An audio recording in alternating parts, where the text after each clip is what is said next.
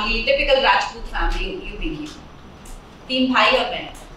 17 साल की उम्र थी तब एकदम से लाइफ 360 डिग्री चेंज हुई और शायद मुझे मेरे जीवन में हर चीज़ बहुत जल्दी हुई, बहुत जल्दी, शायद ईश्वर को भी मंजूर था और चीज़ें जल्दी जल्दी होती गई।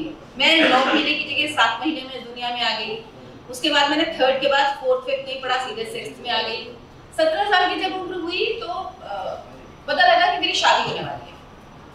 घर में बातें हो रही थी और मैं उस फैमिली की लड़की जहाँ पे पापा का सपना था मैं डॉक्टर बनूं, क्योंकि हमारे समय पे यही होता था, जो बायो लेता था वो डॉक्टर बनता था और जो मैथ्स लेता था वो इंजीनियर बनता था। तीसरा ऑप्शन हमें पता नहीं था, हम जानते नहीं थे।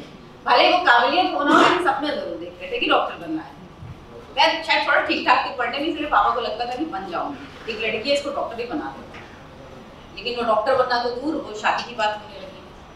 मुझे समझ में नहीं आया कि ऑल ऑफ सडन हो क्या रहा है, क्योंकि मेरी परवरिश बहुत बॉयज, मेरे 3 भाई थे तो उसी तरह की परवरिश भी थी, बहुत इंट्रोवर्ट थी। जो मेरे स्कूल में मेरी फ्रेंड थी वो भी बहुत इंट्रोवर्ट थी, वो भी ओनली चाइल्ड थी। तो चीज़ें बहुत ही लिमिटेड थी, मेरा एक्सपोजर बिल्कुल नहीं था जीवन में। तो जब 17 साल की उम्र में शादी हो गई तो उसके बाद आई वाज शॉक्ड, लेकिन समझ नहीं थी कि इससे जीवन बदलेगा, क्या होगा क्या नहीं होगा। शायद आज 17 साल के बच्चों को काफ़ी समझ होती है, लेकिन हमारे समय में नहीं होती थी क्योंकि हमारा एक्सपोजर नहीं होता था। मैंने 12th किया था, 12th के बाद मेरी शादी हुई। उसके बाद मैंने अपना ग्रेजुएशन किया, साइंस ग्रेजुएशन BSc किया। कानपुर से पढ़ाई करती रही मैं, क्योंकि मेरे माँ बाप ने एक चीज़ श्योर की थी कि पढ़ाई होगी, उसकी पढ़ाई पे कोई असर नहीं होगा, पढ़ाई नहीं रुकनी चाहिए। And my laws was also so progressive, वो सब चलता रहा। मन में लेकिन एक टीस थी कि कुछ करना है, लेकिन ये नहीं समझ में आता था क्या करना है, क्योंकि ये समझ में आ गया था कि इन जिम्मेदारियों के साथ मैं CPMT नहीं दे सकती, वो कंपटीशन नहीं निकाल सकती, उस तरह की पढ़ाई नहीं कर सकती। ये कहीं ना कहीं क्लैरिटी थी कि नहीं कर सकती है, लेकिन क्या करूं ये समझ में नहीं आता था कि क्या करना है। लेकिन मन में आपके जज्बा होता है, आप सोचते हो कि कुछ तो करना है, कुछ तो करना है, लेकिन क्या करना है। इस सवाल के जवाब में न्यूज़पेपर पलटती थी, देखती थी, सोचती थी क्या करूं। और मेरे घर में कोई, I am the first girl जिसने काम किया है। मैं माँ बन गई। उसके बाद और चीज़ें मुश्किल होती हैं। ग्रेजुएशन खत्म होने के बाद होते हुआ कि कुछ करना है, तो मैंने उसके बाद फैशन डिजाइनिंग का कोर्स में एडमिशन ले लिया, जो जनरली लड़कियों के लिए होता है। और एक उस लड़की ने फैशन डिजाइनिंग के कोर्स में एडमिशन लिया जिसको बटन लगाना नहीं आता था। सबसे बड़ी बात, जिसको ये नहीं पता था, अभी 6 साल पहले तक मुझे नहीं पता था कि तुरपाई और कच्चे में अंतर क्या होता है। उसने फैशन डिजाइनिंग में एडमिशन ले लिया, वो करा। लेकिन जब वो कर रही थी तो समझ में आया नहीं, ये नहीं कर पाएंगी, लेकिन कोई चीज़ छोड़ के नहीं भागती। जो शुरू करती हूँ उसको खत्म करती हूँ, क्योंकि मैं मानती हूँ किसी भी चीज़ से आपको सीखने को मिलता है। कभी भी कुछ भी सीखा हुआ, कुछ भी पढ़ा हुआ बेकार नहीं जाता जीवन में। इसीलिए उसको कंप्लीट किया, लेकिन कंप्लीट करने के बाद छोड़ दिया, समझ में आया नहीं कर सकती। उसके बाद बैंक की कोचिंग की कि बैंकर बनती हूँ, बैंकर। ये सब कुछ मेरा चल रहा था, मेरी पढ़ाई पैरेलल मेरी फैमिली लाइफ चल रही थी, सारी रिस्पॉन्सिबिलिटीज थी, उसके साथ ये सब कुछ चल रहा था और कभी मैंने उसको कॉम्प्रोमाइज नहीं होने दिया अपनी फैमिली लाइफ। बैंक की कोचिंग की पूरी तैयारी की अच्छी, लेकिन जब एग्जाम का टाइम आया, जब वो डेट्स आई, तो मेरी फिजिकल कंडीशन कुछ ऐसी हो गई थी और मैं एग्जाम नहीं दे पाई। वो भी चला गया हाथ से मौका। अब हुआ क्या करें। अच्छा, मैं पत्रकार बनी तो मुझे कभी पत्रकार बनने का कोई जुनून नहीं था मेरे अंदर, ना मुझे दुनिया बदलनी थी, ना मुझे देश बदलना था, कुछ नहीं बदलना था, अपना जीवन बदलना था, क्योंकि अपने जीवन का ही पता नहीं था। लखनऊ यूनिवर्सिटी गई, सोचा किसी कोर्स में एडमिशन लेती हूँ। चलो, बाहर पढ़ता है mass communication department, Lucknow university. Mass communication department में जब गई तो उन्होंने कहा कि एडमिशन ओवर हो चुके हैं, डेट निकल चुकी है। लेकिन वहाँ से मुझे पता चला कि सोशियोलॉजी डिपार्टमेंट में डिप्लोमा कोर्स आया है, मास कम्युनिकेशन से ही जुड़ा हुआ। वहाँ की उस डिपार्टमेंट में गई तो बातचीत हुई, उसके बाद उन्होंने डेट्स बताई, कुछ फॉर्मेलिटीज हुई, एडमिशन ले लिया उसमें। अच्छा, मास कम्युनिकेशन ऐसा डिपार्टमेंट जिसमें जो ऐसा विषय जो मेरे घर में, मेरे परिवार में, दूर दूर तक खानदान में, जिसको मास कम्युनिकेशन का एम किसी को नहीं पता, जर्नलिज्म का जे किसी को नहीं पता। मैं ऐसी फील्ड में आई और बहुत ही अनकन्वेंशनल फील्ड थी, लेकिन उस समय इन सब चीज़ों का आइडिया नहीं था कि क्या चीज़ है, क्या कर रही हूँ। उस समय ये था कुछ करना है। 1 साल का वो कोर्स किया और उसमें बहुत कुछ सीखा, बहुत कुछ समझ में आया, बहुत नए एस्पेक्ट्स मिले, एक अलग एकदम अलग फील। उसके पहले पता था कि ये लोग ऑफिस में काम करते हैं, टीवी में देखती थी, लेकिन खुद कभी कैमरे का सामना नहीं किया था। फोटो खिंचाने की बात अलग है, इसके अलावा कभी कैमरे का सामना नहीं किया था। लेकिन वहाँ जब काम किया, जब उस दौरान और जब प्रैक्टिस में जब हम इंटरव्यूज लेने एज ए स्टूडेंट जाते थे, तो चीज़ें थी जो कुछ अलग तरह से करती थी, बहुत बेहतर करती थी। तो बहुत सारी अपॉर्चुनिटीज, बहुत सारे मौके मुझे उस दौरान मिले। 1 साल के बाद कोर्स खत्म हो गया, लगा अब क्या, क्योंकि लखनऊ जैसे शहर में, मैं उस वक्त लखनऊ आ चुकी थी, मेरे इन-लॉज लखनऊ में थे। लखनऊ जैसे शहर में बहुत अपॉर्चुनिटीज नहीं है जितनी दिल्ली में आप बच्चों को मिलती हैं, लिमिटेड होती है, और उस वक्त तो और लिमिटेड थी, बहुत लिमिटेड थी। उसके बाद एक टारगेट होता है कि इंटर्नशिप मिल जाए, इंटर्नशिप कर लें। अब इंटर्नशिप के लिए घूमना शुरू किया। सहारा वहाँ पे होता था यूपी का, तो लखनऊ में, तो उसमें इंटर्नशिप की। उस इंटर्नशिप के दौरान मैं लखनऊ में, लखनऊ का एजुकेशनल चैनल है जिसमें बच्चों के लिए प्रोग्राम्स रिकॉर्ड होते हैं एजुकेशन से जुड़े, तो उसमें मुझे ऑफर आया, मतलब मुझे एक प्रोग्राम के लिए उन्होंने बुलाया, कॉल किया। वो प्रोग्राम मैंने रिकॉर्ड किया और उस प्रोग्राम का मुझे 500 रुपये का चेक मिला, और वो मेरे जीवन का आज भी सबसे कीमती चेक है। वो 500 रुपये कमाने के लिए मैंने कितने साल लगाए, मैंने कितने साल सोचा। मैं शायद एक ऐसे फेज में थी कि मैं आराम से फैमिली लाइफ गुजार सकती थी, मुझे ज़रूरत नहीं थी, लेकिन पता नहीं अंदर कोई आग थी, कुछ था अंदर जो ये कहता था कि नहीं, कुछ करना है। उसके बाद फिर लखनऊ दूरदर्शन में कुछ टाइम पे काम किया, कि एजुकेशनल चैनल में, उनके मेन चैनल में नहीं, रिकॉर्डेड प्रोग्राम्स होते थे, वो लाइव नहीं होते थे, तो वो नॉर्मल रहता था, ज़्यादा डर नहीं लगता था उससे। उसके बाद एक रिलेटिव के फंक्शन में गई हुई थी, तब वापस आई घर, तो पता चला कि ईटीवी में मैंने पेपर में, तब अब तो नहीं निकलता है, तब पेपर में वैकेंसी निकलती थी, तो उस टाइम पे निकला था पेपर में कि उनको हैदराबाद में ज़रूरत है, तो वो मैंने फॉर्म फिल किया था। तो उसके बाद उसका रिप्लाई आया उनका कि उन्होंने बुलाया था हैदराबाद, जो लखनऊ कानपुर के अलावा दुनिया की कोई जगह नहीं जानती हो, वहाँ पे भी अपनी फैमिली के अलावा कभी अकेले नहीं गई हो, कोई अकेले ट्रैवल नहीं किया हो, उसने सफर शुरू किया, पहला सफर शुरू किया हैदराबाद का, लखनऊ से पहली बार गई, अकेले सफर करा और हैदराबाद पहुंची। वहाँ पे हॉस्टल में रही। वहाँ जब सबसे पहली बार जब इंटरव्यू कहना चाहिए उसको, बट मेरा सॉर्ट ऑफ इंटरव्यू नहीं हुआ, मेरी सारी बातचीत इसी के चारों तरफ हुई। उन्होंने कहा कि एज एन एंकर आपको हम 3 महीने ट्रेनिंग देंगे और ट्रेनिंग के बाद आपको हैदराबाद में ही रहना होगा। मेरे लिए बहुत बड़ा फैसला था, घर छोड़ के, परिवार छोड़ के, और दूसरी बात, मैं कभी हॉस्टल में भी नहीं रही, मैं कभी 2 दिन अपनी फैमिली से अलग नहीं रही, तो मैं कैसे रहती। मैंने कहा ये तो मैं नहीं कर सकती, लखनऊ में क्योंकि टीवी का ऑफिस था, मैंने कहा मुझे लखनऊ पोस्टिंग दे दीजिए, तो उन्होंने कहा नहीं, एंकर को तो हेड ऑफिस में रहना होगा, स्टूडियो तो हमारे यही है, और आपको हमने एंकर के लिए बुलाया है, ट्रेनिंग के बाद आपको यही रहना होगा। घर पे फोन किया, क्या करूं, उनका एक कॉन्ट्रैक्ट होता था कि अगर आप 1 साल में छोड़ोगे तो आपको 1.5 लाख रुपए, नहीं 3, हाँ 1 साल में, 2 साल में तो 1 लाख रुपए और फिर 50,000 रुपए, कुछ ऐसा होता था, उनका कॉन्ट्रैक्ट था। तो उन्होंने कहा कि अगर आपने बीच में कॉन्ट्रैक्ट ब्रेक किया तो आपको ये पैसे देने होंगे। मुझे था कि मैं तो नहीं रह सकती, मैं तो वापस जाऊंगी। मैंने घर पे फोन किया, बात की, तो घर से सपोर्ट मिला, बोले कोई बात नहीं, तुम करो, जिस दिन तुमको छोड़ना हो छोड़ देना, देख लेंगे, जो होगा वो करेंगे, उस समय करेंगे, अभी शुरू करो। वो अभी शुरू करो की वजह से आज मैं यहाँ हूँ। अगर वो अभी शुरू करो नहीं होता, तो अगर मैं उस वक्त ये फैसला ले लेती डर के कि नहीं मैं 3 साल यहाँ कैसे निकालूंगी, वो 3 साल का कॉन्ट्रैक्ट था, तो मैं यहाँ नहीं। रेगुलर एंकरिंग की शुरुआत हुई, ट्रेनिंग हुई, उसके बाद रात में प्रैक्टिस के लिए हम लोगों को मौका मिलता था। नाइट प्रैक्टिस होती थी जब कोई नहीं दिखता था, लेकिन ऐसा लगता था पूरी दुनिया हमें ही देख रही है और किसी को कोई काम नहीं है। जब सब सो रहे होते थे क्योंकि फ्रेशर्स थे, तो और जब वो मोन्टाज रोल होना शुरू होता था ना, ढम ढम ढम ढम, ऐसी बटरफ्लाइज उठती थी पेट में, ऐसा लगता है टेबल के नीचे चले जाओ क्या होगा। वो शुरुआत की वहाँ पे ईटीवी नेटवर्क, इसके 12 चैनल, बहुत बड़ा नेटवर्क, लेकिन आपको वहाँ पे रहना भी एक चैलेंज होता है क्योंकि आप एक नए सिरे से शुरू करते हो। मैंने वापस से स्ट्रगल की लाइफ शुरू, वहाँ पे जब काम करना शुरू किया तो बहुत अच्छा लगने लगा।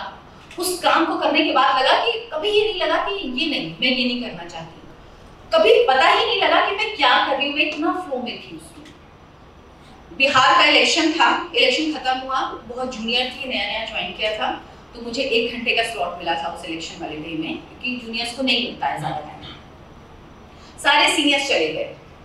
शाम को मैं नेशनल के में भी एक प्रोग्राम करती थी, तो उसके लिए मैं नेशनल के स्टूडियो में बैठी हुई थी।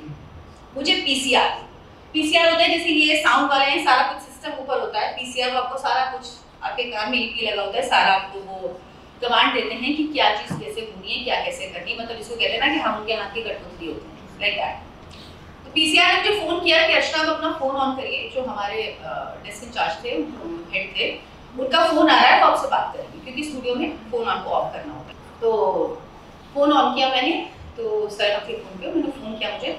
उन्होंने बोला अर्चना आप कहाँ हैं? मैंने कहा सर नेशनल के स्टूडियो में। बोले आप बिहार के स्टूडियो में जाइए, क्योंकि मैं बिहार में मैं काम करती थी। आप बिहार के स्टूडियो में जाइए और जहानाबाद जेल ब्रेक, जिसकी अभी फिल्म भी आई है, आप लोगों को याद होगा। तो सर ने मुझे कहा कि जहानाबाद में जेल ब्रेक हो गया है, जेल तोड़ दिया है नक्सलियों ने, और आप जाइए, लेकिन हमारे पास कोई इनपुट नहीं है। वहाँ पे सारा ब्लैकआउट है। और वो जो हमारे इंचार्ज थे सर थे, वो खुद पटना में थे उस वक्त, क्योंकि इलेक्शन का टाइम था। उन्होंने कहा मैं हूँ सिर्फ यहाँ पे और कुछ इनपुट नहीं है, हैंडल करना है। मैंने कहा सर कैसे होगा? कह रहे मुझे तुम पे कॉन्फिडेंस है, तुम कर लोगी। अच्छा, उनका ये शब्द था ना, कर लोगी, जिसको 10 मिनट के बुलेटिन पढ़ने में पसीने आते हो, मतलब नर्वस हो जाते हो, उसने 4 घंटे जहानाबाद जेल ब्रेक पे, जिसको बिहार का भी नहीं पता है, कभी बिहार नहीं देखा, स्टूडियो में गई और 4 घंटे मैंने वो लाइव किया, जिसमें बहुत कम इनपुट था, लेकिन इट वाज ऑसम। मतलब ये मैं नहीं, मेरे जब मैं ऊपर आई, क्योंकि नीचे स्टूडियो होते थे, तो मेरी पूरी डेस्क काली हो जा रही थी। उनको भी डर लग रहा था जब मैं बैठी थी, कि जो वहाँ पे डेस्क पे लोग थे, कि एक नई है, फ्रेशर है, अभी इसको 6-7 महीने 8 महीने हुए काम करते हुए, 1 साल हुए होंगे, इतने वक्त हुआ होगा, ये कैसे संभालेगी। लेकिन उसके बाद उन सबको भरोसा हुआ। फिर सर का फोन आया और उन्होंने कहा कि मैंने तुमसे कहा था कि तुम कर लोगी, अगर तुम नहीं कर पाती तो मैं तुमको पहले ही कहता ही नहीं। मेरा भरोसा तुम पे था और तुमने उस भरोसे को कायम रखा। तो वो चीज़ होती है। अगर उस दिन मैं डर जाती, उस वक्त मैं सोच लेती कि मैं कैसे लाइव करूंगी, और लाइव का पीरियड नहीं पता, 2 घंटे उन्होंने मुझे बोला था कितना टाइम लगेगा, मुझे नहीं पता लाइव करना होगा तुम्हें, लेकिन मैंने किया और मेरा डेडिकेशन बहुत था, अपने काम से प्यार बहुत था। वहां से सफर शुरू हुआ, बहुत कुछ सीखा। उसके बाद जनमत आई। जनमत एक ऐसा चैनल जहाँ पे सिर्फ डिस्कशन होता था, वो पॉलिटिकल डिस्कशंस के लिए चैनल था, बाद में लाइव इंडिया के नाम से आया, फिर बंद हो गया।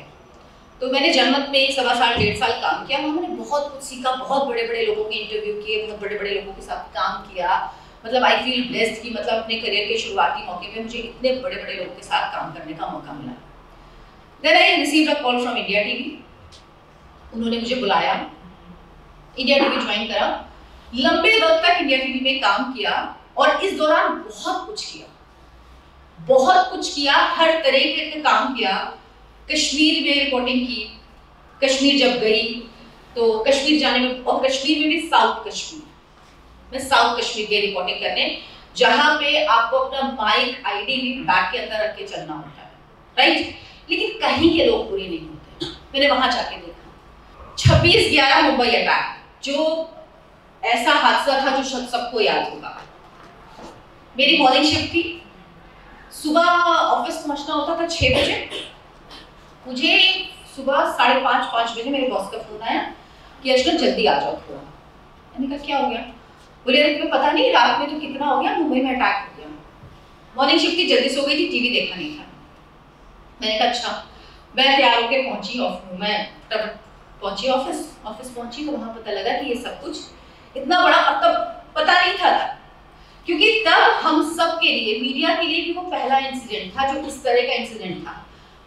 हमने खुद बहुत कुछ सीखा उस इंसिडेंट से। उसमें बहुत सारी ऐसी चीजें हुई जो नहीं होनी चाहिए थी, जो गलती थी मीडिया की, लेकिन हम ट्रांजिशन फेज से गुजर रहे हैं। आपके पास खबर की बहुत ज्यादा जानकारी नहीं, सिर्फ आपको 2-4 लाइन बताएगी कि ऐसा ऐसा हो गया, अटैक हो गया, और एक एंकर पूरी रात से स्टूडियो में है। आपने जाके उसकी हालत देखी, उसकी हालत खराब है, आपने टेक ओवर किया, you started and there was no ending there.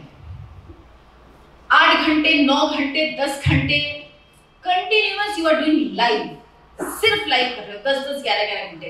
उस दौरान मैंने एंकरिंग की, बहुत लंबे वक्त तक एंकरिंग की, और एक इंसिडेंट हुआ उस दौरान जो मेरे लिए बहुत शॉकिंग था। उसमें दो चीजें हुई।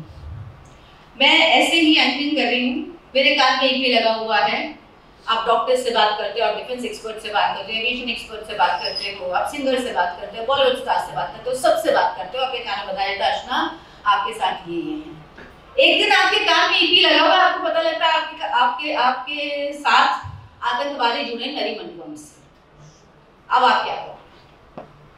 ऐसी सिचुएशन जो आपने पहले देखी नहीं, जिसके बारे में आप पहले जानते नहीं, आपको रिस्पॉन्सिबल होना पड़ेगा, लेकिन आपके पास सोचने का वक्त नहीं।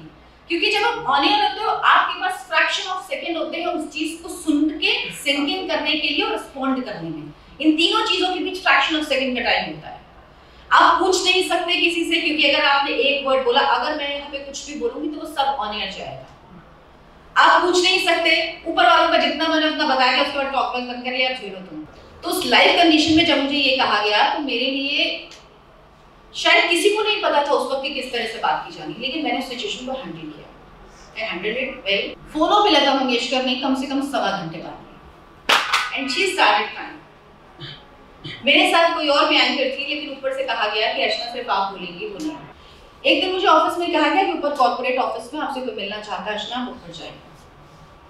ऊपर गई, ATS के ऑफिसर। किस लिए? क्योंकि मैंने वो फोन किया। वो मुझसे ऐसे पूछताछ कर रहे थे कि मतलब मुझे ऐसा लगा कि भाई मैंने क्या किया है, मैंने तो फोन ना मिलाया है, तो मैंने बात की, मुझे तो फोन आया। अच्छा, किसी को न्यूज़ चैनल की वर्किंग भी नहीं पता होती है, तो आपको वो भी डिस्क्राइब करना होता है। और उन्होंने मुझसे ऐसे सवाल जवाब करने शुरू किए कि मुझे समझ में नहीं आया कि मेरे ऑफिस वालों को क्या हो गया, मतलब। लेकिन वो उस पर कुछ नहीं कर सकते थे, वो था कि मुझसे इंटरेक्शन करना था, तो वो मुझसे ही करते हैं, और ऑफिस के अंदर ही हुआ था, तो ऐसी कोई चीज़ नहीं थी। बट मेरे लिए वो नया था कि ATS मुझसे पूछताछ कर रही है। तो उसके बाद, और उनके पास मतलब अगर मैं कहीं कुछ मिस कर जाऊं तो उनके पास मेरा पूरा हिस्ट्री, ज्योग्राफी, पूरा बायोडाटा है। अगर मैं कहीं मिस कर जाऊं तो वो मुझे करेक्ट कर देते थे। तो मुझे लगा, मुझे पता ही नहीं था कि लोग ऐसे काम करते हैं, तो मुझे पता लगा बाप रे, ये तो सारी जानकारी है मेरी थी, कहीं से कुछ मिस नहीं करना है। खैर, वो सब कुछ हुआ। देन फिर जब ये केस चल रहा था, तो उस केस में मैं गवाह थी। वहां पर जब अदालत में इसकी सुनवाई हो रही थी, जब मैं गई वहां पे, तो अजमल आमिर का साहब was standing in front of me, he 17-18 year boy. और मतलब उसको देख के लग रहा था कि बहुत कम उम्र का लड़का है ये, और कैसे इस चीज में आया, कैसे फंसा, but he was so sharp. मुझे वहां के वकील थे, उन्होंने बताया कि उसने मराठी भी सीख ली थी दिन में, उसने इंग्लिश भी उसको समझ में आने लगी है, क्योंकि वहाँ ज़्यादातर कोर्ट में बात मराठी में होती थी। तो उसके बाद वहाँ पर 3-4 बार कोर्ट में गई, वहाँ पे था, तो वहाँ पे भी जाके क्या होता है, किसी को न्यूज़ चैनल की वर्किंग नहीं पता होती, उन्हें लगता है मैंने कॉल किया, तो उनको समझाना पड़ता है कि नहीं ये ऐसे हुआ, ये ऐसे हुआ, ये ऐसे हुआ। मैंने फिर एक चैनल ज्वाइन किया एज डिजिटल हेड, वहाँ मैंने काम किया पॉलिटिकल एडिटर के तौर पे। फिर उसके बाद लगा कि नहीं, अब कुछ और। तो उसके बाद मैंने एक जगह as a consultant current affairs join किया। वहां पर काम करते करते जीवन में लगा कि अब कुछ और करना चाहिए, अब ये नहीं करना, लेकिन फिर वही स्थिति कि क्या करना है ये नहीं पता। 2022 इलेक्ट मेन स्ट्रीम मीडिया।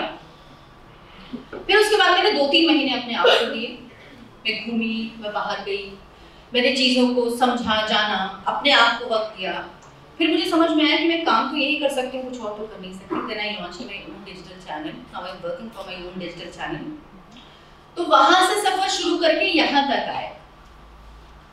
कहते हैं कि कभी भी आप डॉट्स, जब you can never connect the dots looking forward.